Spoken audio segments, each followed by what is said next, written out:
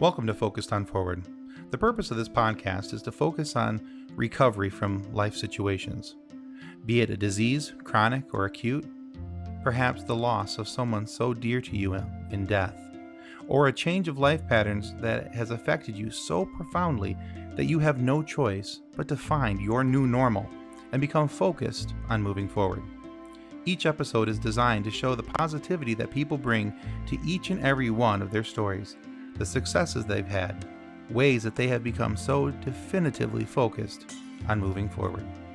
We look forward to sharing their stories, and we hope that they inspire you just as much as they have inspired us. Thanks for listening, and enjoy the show. Hello, and welcome to Focused on Forward.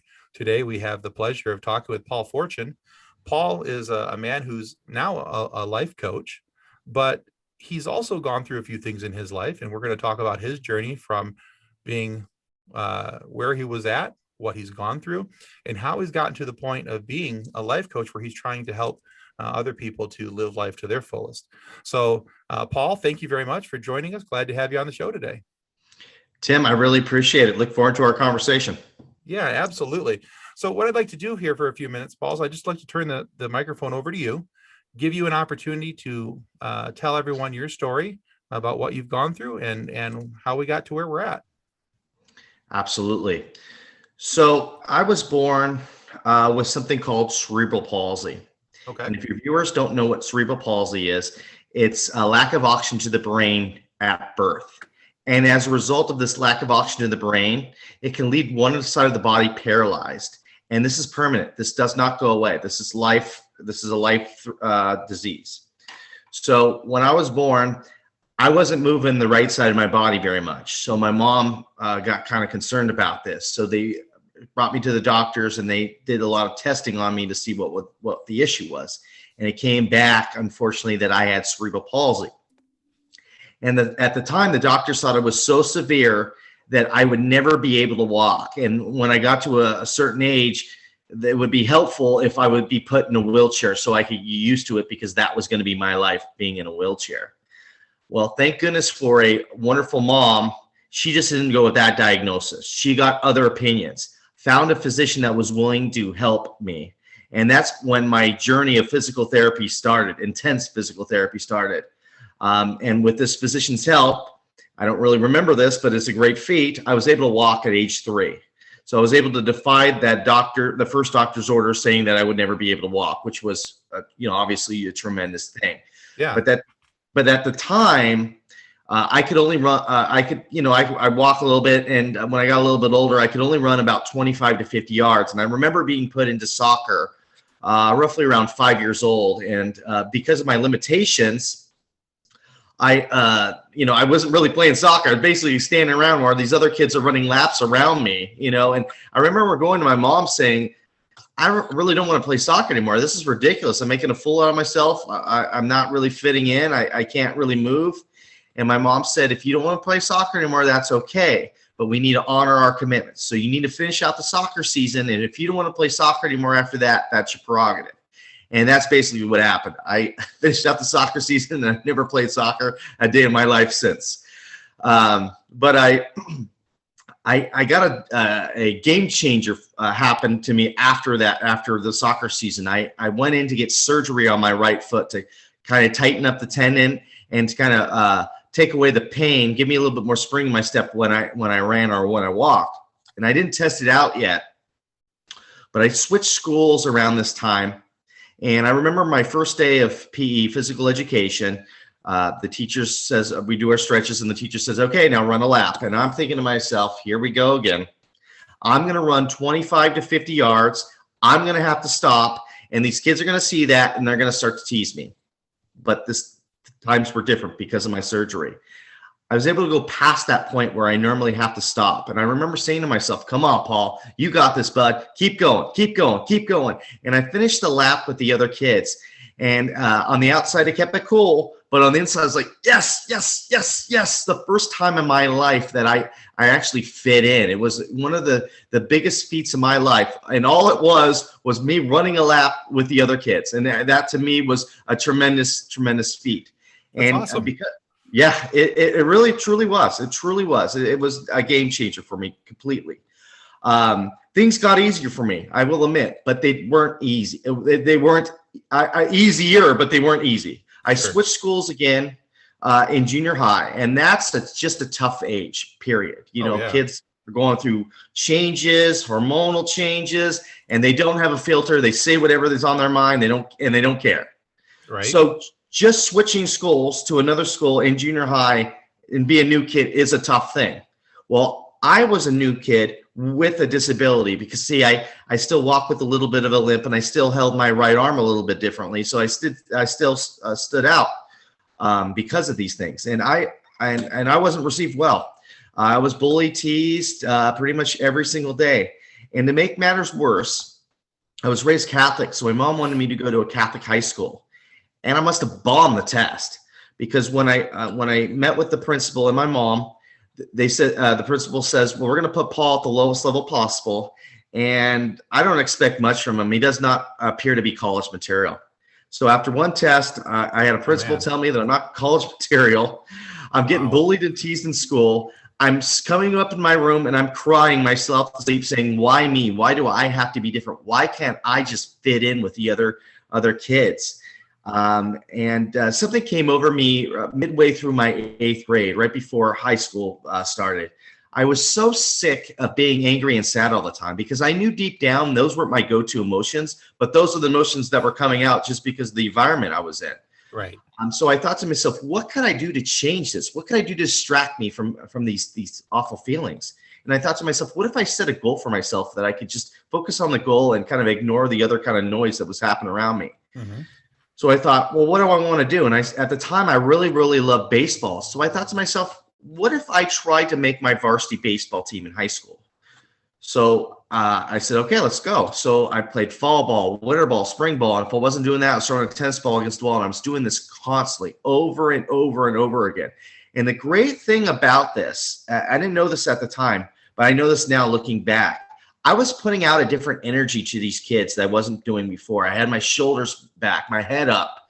And as a result of the new energy that I was sending out to these kids, they were sending another energy back to me. They were, instead of bullying and teasing me, a lot of them started rooting for me. So as a result of this, my junior high career was much, much different from my high school career, all because of the energy that I put out. And I'm happy to report to you that I was able to make my varsity baseball team as a junior and a senior. Congrats.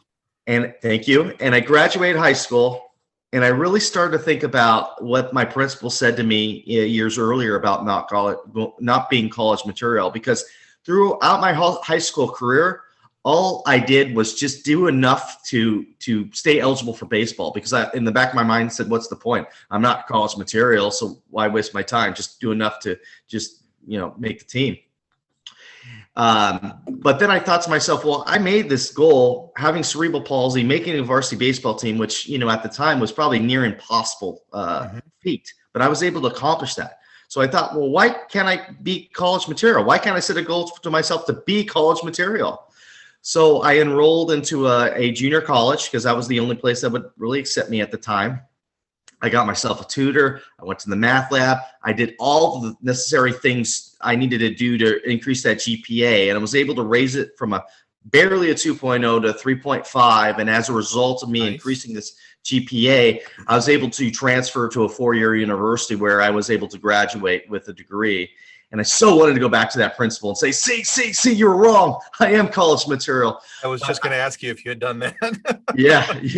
I didn't do that because thinking about it, I should probably thank her for saying that to me, because what if she didn't say that, I may not have hit the books as hard as I did, in the back, thinking that, that wasn't college material. So that might've been the motivation I needed to really hit it hard. So yeah, maybe I should thank her for telling me that.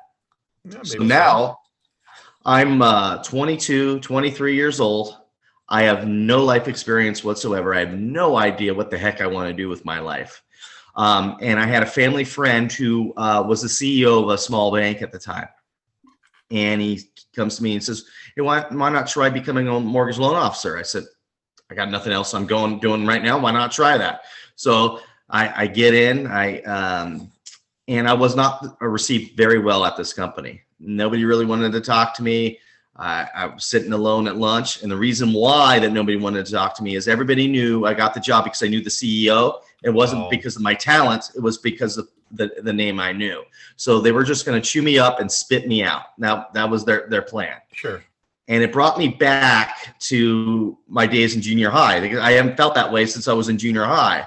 And then I thought, well, what did I do then? I said, well, I set that goal, that baseball goal. I said, well, okay, what attributes could I use when I went after that baseball goal that I can transfer to this new goal of doing well in this company?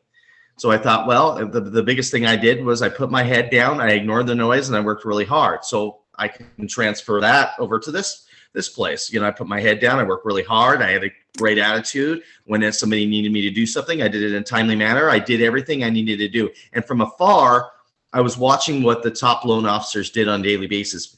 They didn't really want to talk to me, so I had to just observe them from afar to see what they were doing. And I remember my first day of really feeling comfortable going out in the field to get loans. And I remember this, my family friend, the CEO, stops me and goes, "What are you doing?" I'm going, "Oh, I'm going to go out in the field and I'm going to get some loans." And he's like, he has a concerned look on his face. Whoa, you are not ready at all. We need to get you more training. Let's wait a bit before. And I'm like, no, I got this. So I went out and I fell on my face over over again. I mean, these clients were beating me up. Sure. For several months. I had no clue. And but slowly but surely I started to figure out what value I could add to these clients. And once I started to figure out the value I could add to these clients, things started to pick up for me. And slowly but surely, 2 years later, I became a top producer. And a lot of the people that didn't want to talk to me in the beginning are now coming to me for advice on how I was able to increase my numbers at such a fast pace. So it was, you know, kind of a fun thing that I was able to, you know, overcome that and win over their trust or whatever. So it was great. And I really enjoyed the mortgage industry for many, many years. And then 2008, 2009 hit and the economy just took a dive. Mm-hmm. And they put different regulations were put on us. So it's kind of starting to really lose the luster of the industry. But I'm still doing it because I didn't really know what I wanted to do going forward. But things did change. They brought in this motivational speaker to pump up the sales numbers to motivate us. And the guy blew me away. The guy was awesome. So after the presentation, I made a point to talk with him, to tell him how great of a presentation he did.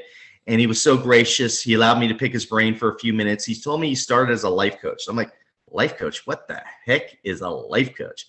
Right. And he explained to me what it was. And I'm thinking to myself, you know what? Maybe that's what I want to do. So I started to take classes to get my certificate while I was doing the mortgage industry. I was doing it on my free time. And I remember telling people that I wanted to become a life coach. And people were just humoring me. Okay, life coach, go out and get loans. Yada, yada, yada. Yeah, you're a life coach, whatever.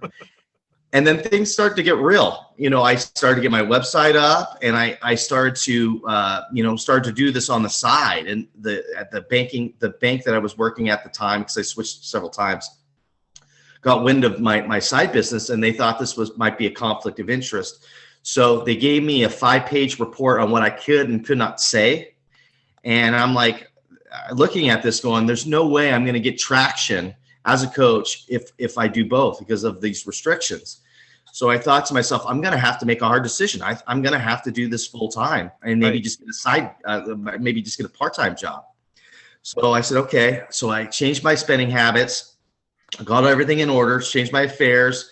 I got all that straightened out because, you know, when you start a business, as you know, Tim, running your own business, you don't make money right away. It takes a lot of time. Yeah. So that's what I did. And I remember when I quit my job to do the coaching full time, a lot of the people, because they were like shocked that I did that because I just made President's Club. And they're like, what are you doing? You're a loan officer. You're not a life coach. This is ridiculous. This is silly. And it was funny because like a lot of them stopped talking to me for a little bit because of it. And it was like odd to me because like it was I'm still Paul. I'm just not a loan officer right now. I'm pursuing this coaching thing, but my identity, I guess, was changed. So, they didn't really relate to me, I guess, anymore. I mean, a lot since then I've been able to rekindle a lot of that friendship, but at first it was really, really tough. And they put a lot of doubt in my head, saying, I don't think this is going to work, this yada, yada, yada. And for a long time doing this life coaching thing, it wasn't working for me. Nobody was trusting me. I wasn't getting any clients. I didn't know really what to do. And I thought, again, about value, adding value. And I thought about my own story about cerebral palsy. And for the longest time, Tim, I was ashamed of that story. I didn't want to tell anybody that story. And the reason why I didn't want to tell anybody that story is because all through my childhood, all I wanted to do was fit in. I didn't want any special treatment. I wanted people to treat me just like anybody else. So even if I even brought up that I had cerebral palsy, or somebody asked me that what was wrong with me, I would almost be in tears answering that question. And I thought to myself, if I'm not vulnerable with people, how do I expect them to be vulnerable with me and trust me with what's going through their lives? Oh yeah, absolutely. It's a two-way street. Absolutely, it 100% is. So I started to embrace my story. I started talking about it more, and as a result of me talking about it more, people started gravitating towards me and go, I understand what you're going through. This is what I'm going through, and it just started snowballing. And people started trusting me. People started hiring me as a coach, and then I started my own podcast, and that's been helping people. And it brings me here to my journey, talking to you here, Tim, right now. Excellent. So a couple of things I took away from your story about your journey. First off, I want to highlight the power of determination. I think that's crucially important to your story, because had you not been determined that you were going to accomplish these certain things, that I was going to set these goals and I'm going to make these goals, and then I'm going to do this and I'm going to set this goal and I'm going to be determined to get that. And so what I keep hearing is that despite the challenges that were set in front of you, the doubts, the inconsistencies of others, your determination won out. And so I think that's a very good story. So kudos to you for that. And then also, I think it's important to highlight to the audience, for those who are listening, the power that our words hold. So you talked about your high school principal, and about you not being college material, and that could have impacted you very negatively. That could have led you in a complete opposite direction. Fortunately, you were determined enough that, hey, if I could make it on the baseball team, I can make it to college. So I think it's important for us to acknowledge and recognize that we have to be more cautious as to what we're saying to other people, because we don't know what somebody else is going through and how they're going to take those words. So, but yeah. So let me ask you a few questions about your journey and dealing with CP, because that's not something that goes away. That's with you every day. So how does cerebral palsy affect you each and every day? Really, since I've lived with it, I'm 40 now, so I've lived with it, all my life. So I'm used to it. So, I say this jokingly, but almost honestly, is the only thing that really affects me now about it is I don't type very fast. But I do slightly walk with a slight limp, and I still hold my right arm a little bit differently than other people. Okay. But other than that, it really hasn't hindered me, because like I told you, I made my varsity baseball team, and since then I've ran the LA Marathon, and I've kept myself very active. So I don't really allow it to set a tone in my life. Okay. So for some, they look at a disability and they see it as only that it's something that's going to hold them back, something that they can't overcome or navigate around. Clearly, you found the positive side of the energy, and you're allowing it to navigate you around. So for you, what's the silver lining of having a disability? Because for some, they look at their disability as being an ability. Do you look at it that way, or do you have a different viewpoint? Well, I don't think that I would become a life coach if I didn't have cerebral palsy. I don't think that journey that I took, if I didn't go through that journey, I don't think I would be a life coach right now. I think because of the journey that I was on, sent me to this path to become a life coach, because It's given me the sense of empathy that maybe some other people don't have because they didn't go through that. So when I talk with, because I do work with several people with, physical or mental limitations, and I have a certain amount of empathy that maybe somebody else who didn't have cerebral palsy wouldn't have that sense of empathy for them. So I think that that's helped me in my career as a coach because of me having the cerebral palsy and me having a different sense of empathy towards them. Okay. No, that's great. Growing up, I'm assuming that you talked about this, there was a surgery. I'm assuming that there was also therapy sessions as well to help you get through those. Is there one therapy that you found that was more effective than others, or were they all kind of just, this is what I'm doing to get me from A to B? I mean, I did a lot of physical therapy from the age of being born basically all the way to, 10. So, I did a lot with working with bands, working with squeeze balls on my right side. But my favorite one was probably swimming. Swimming was one that I enjoyed the most. So, and that was the most helpful because I could be in the water and I didn't have that weight against me. And, there's something zen about swimming. So I would say that was probably my favorite physical activity that helped me. Okay.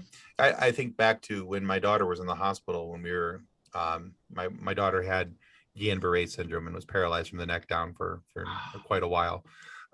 When she was learning how to walk again and regaining her muscle memory and things, I just remember the day that, when she started getting into the pool, it's like she came alive.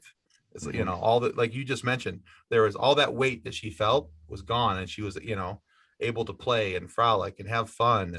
And yeah, it was therapy, but it was fun therapy. She was smiling almost, I think, the entire time that she was there. Yeah. Okay. You talked about, it sounds like you had a very supportive mother and father, and they loved you and they were there for you to help you out. Thinking about your parents and everything, what's the most important piece of advice that you would like to give to a parent of a special needs child as they're going through maybe they're beginning their journey with somebody with special needs? What would you say is the most important thing that parent needs to know? That's an excellent question, and thanks for asking that question. What I would tell that parent is stop focusing on what they can't do and focusing on what they can do, and find out what they love to do. And when you find out what they love to do, encourage them to go after it. It could be writing, it could be telling jokes, it could be whatever. But encourage them to go after their passions, because even though they may have some limitations, there's plenty of things they can do. Yeah, absolutely. So, and I think understanding too that everybody's sense of normal is going to be different. Just because this kid can, run really fast or throw a ball really far doesn't mean that your child, who maybe has difficulties with running or throwing a ball, isn't normal. So there's a difference there between what people might or consider normal. And two, I think it's important to note that if your child notices that you're treating them differently, they're going to pick up on that.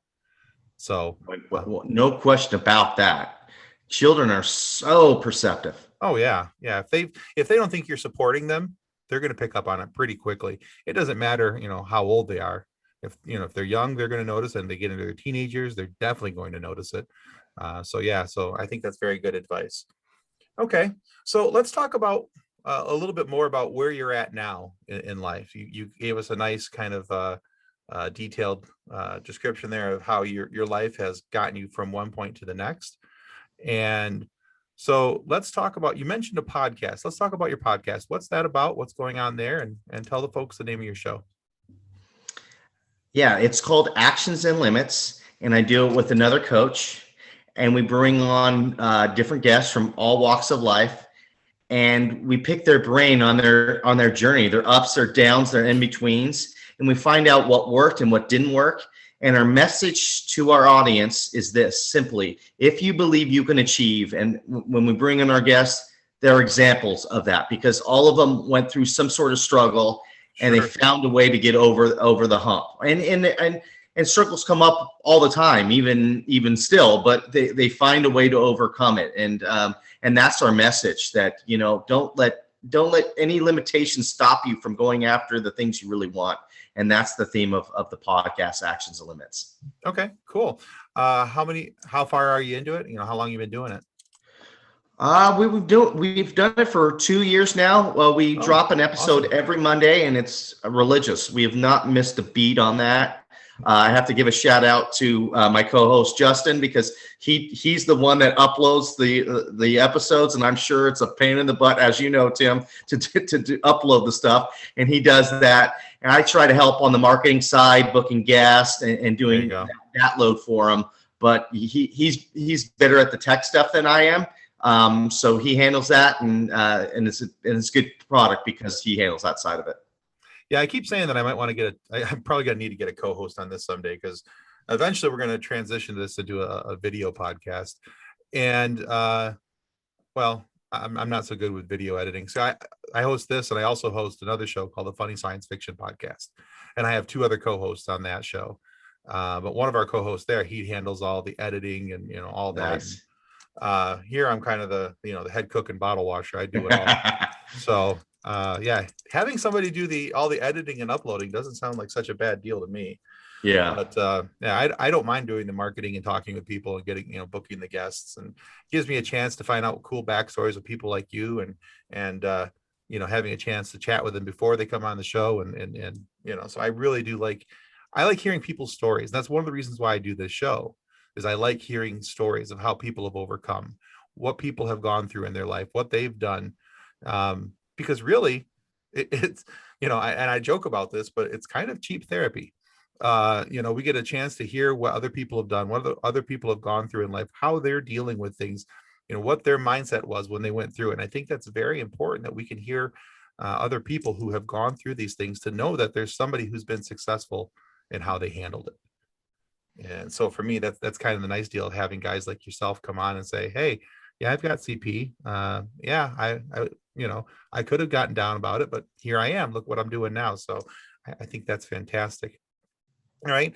And let's talk a little bit about your coaching business. Tell people the name of it. What's your coaching business called? How can they get a hold of you if they're interested in working with Paul Forchione? Great. My coaching business is called A Call to Action. And the easiest way to get in touch with me is through my website. It's a call to action.coach. And on my website, I developed this free guide that you can get. And it's how I was able to rewrite my story, and how you're going to be able to rewrite your story, and how you're able to maximize your day. So that's completely free. You can go on my website and get that. I always do a free coaching session, always 100%, because I want to make sure it's the right fit.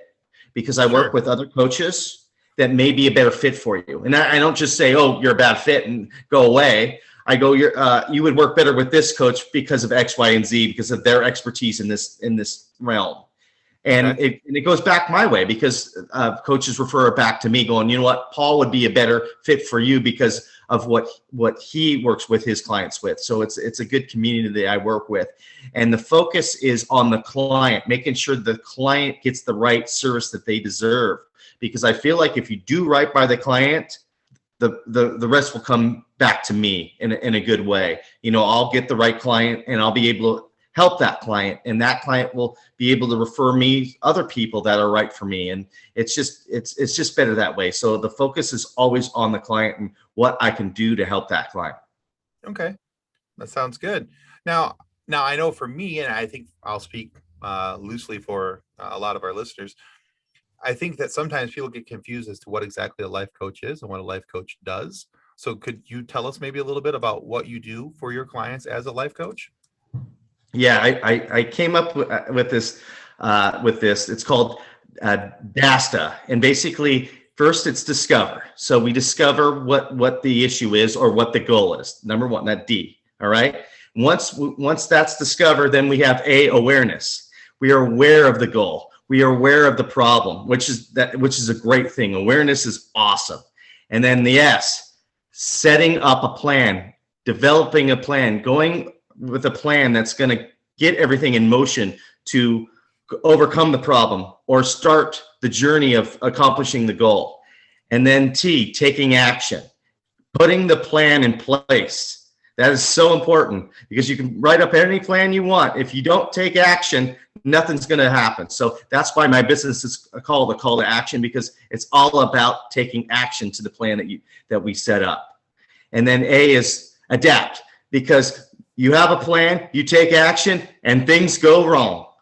And we have to adapt, and we have to revise the plan. So that's why focus, DASTA, I call it. And that's what I help my clients with. Okay, excellent. All right, so I'm helping them to navigate through things. Fantastic. All right, so I have a couple questions for you that I ask every single guest who's ever been sitting where you're sitting. So these aren't rocket science. So it's been done 40-something times before you. It'll be done 40-something more after you. So I'm sure you'll be able to knock them out of the park. So first question. Give it a go. All right, first question. Looking back over the entirety of your journey, what is the single greatest lesson that you have learned? There's been a lot. Number one would be patience. With somebody with cerebral palsy, I can't do the things as fast as other kids or adults can because of my limitations. So I have to be patient and I have to practice. And once I start to practice, then I can get it. So patience. All right. Excellent. I like that. Okay. Our next one, pretty closely related. Looking back over your life's journey, what was the single greatest piece of advice that you were given? It was probably by my mom, and basically stated to me what I tell everybody else. If you believe in it, you can achieve it. And that's been my mantra all my life. And it started with her when I was able to basically walk, that she said, if you believe it, you can achieve it. And that's how I live my life. Excellent. You know, your mom sounds like a pretty cool person, just have to say. Yeah, she was my voice when I didn't have a voice. Without her, I wouldn't be walking today. So I owe a lot to her. Yeah, she sounds pretty cool. So Paul, thank you again for being here today. I think it's you have a nice story. And I don't mean that in just in like, oh golly, nice story. I mean, it's a nice story of how to look adversity in the eye and say, I'm going to do this. I'm not going to be held back or pushed aside. I'm going to do this. And so I think I always love stories that have a little bit of determination to them and how they're going to I'm going to knuckle down. I'm going to make this happen. So thank you for coming on today and sharing your story.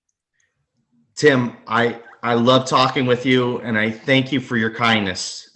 You were very kind. I felt comfortable the whole time on the show. So thank you very much. Oh, thank you. All right.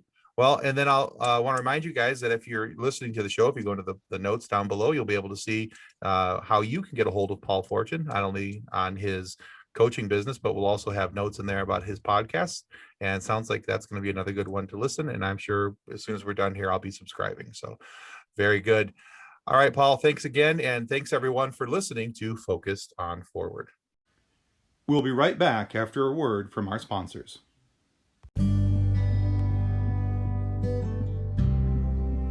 Since 1982, Vital Signs and Graphics has been helping professionals with all their image, logo, and design needs. Perhaps you're looking for signs and banners, truck and trailer lettering, business cards, brochures, or other image and marketing aids. Vital Signs and Graphics in-house design studio has you covered. From logos to apparel, start to finish, Vital Signs and Graphics has everything you need to look and feel professional. Call Rick at 231-652-3300. He'll get you noticed. And now back to Focused on Forward. Well, that concludes another episode of Focused on Forward. To be a guest of Focused on Forward, you can reach us through Twitter at podcastfof, through our Facebook page named Focused on Forward, or through email focusedonforward@gmail.com. We look forward to hearing each and every one of your stories that has yet to be told.